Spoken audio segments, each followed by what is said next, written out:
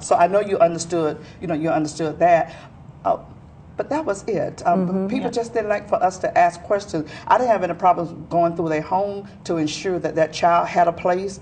It was that they just didn't like the fact that I had to dig into their past life. Right. And that's what I was going to say, because that's kind of like what STOP does, and that's what I was going to say, Betty. That's what STOP does when the lady told us and told Billy, say, hey, we got to do this background check, and I didn't care, but he was like, nah, this is just a bit too much. I'm serious. He was like, really, I mean, he did not want to be in, not that he had a bad background, but it was just that it was the privacy, the invasion of privacy. You know what I see through this, it's a good, but it has to be balanced. Yes. And so what you're saying too, you didn't mind it because you're transparent. There's nothing to hide but what you're saying. When they continuously, it's one right after another. One gives a report, and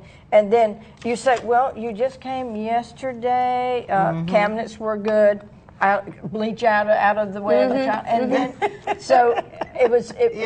Some things I think was overdone, while other things were neglected. Yes. I remember going through a time where there was rumors that you had to lock away your bar soap. And it could have been the room, and I'm like, your bar soap? The kids might eat it. Your bar soap? And I'm like, seriously?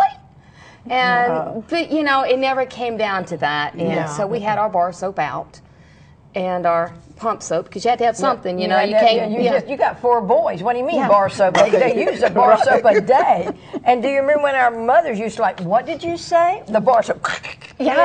So they used to have changed. I know it. And another thing, I remember what you said in your book too, is that they would come in, but you had so many different, and you'll understand, different people. The change of guards. I want to say that. Yes. And the change of guards, and then the miscommunication with the change of guards, and that in itself can be frustrating. It was. We had, in a year's time, we had three different caseworkers, 3 different support specialists, 2 guardian ad litem, 3, I guess you could say 3, actually more than that, but we had 1 that was pretty much the whole year, and that's all in the book. Every time we turned around, there was a new something or another coming through that door. And so somehow something's getting lost along the translation. Yeah. And another thing, and I don't mean to interrupt, but I want to get kind of to the core of this. What I saw was, how will I use this word? It's not, I don't want to say deception. I don't want to use the word deception, but it was the miscommunication from one caseworker to another when they changed, and then even when one told you that because with this child, you also got the sister of this child, the baby. She also got the sister of him. Okay. And then when they came, and then the mother was trying to get her children back, and it's called reunification. Reunification with everybody's for reunification. Yes. That's a good thing. But the flip side to that is when you know that the parent is not doing what the judge have required her to do, and that's in your case, that's what kind of happened. I mean, elaborate a little bit on that. Yeah, what I saw also in answer to your question is that there are times when the situation really hasn't improved. I mean, DCF comes in, they pull a child out for a reason. And so they give a parent a case plan, and so the parent's supposed to work the case plan.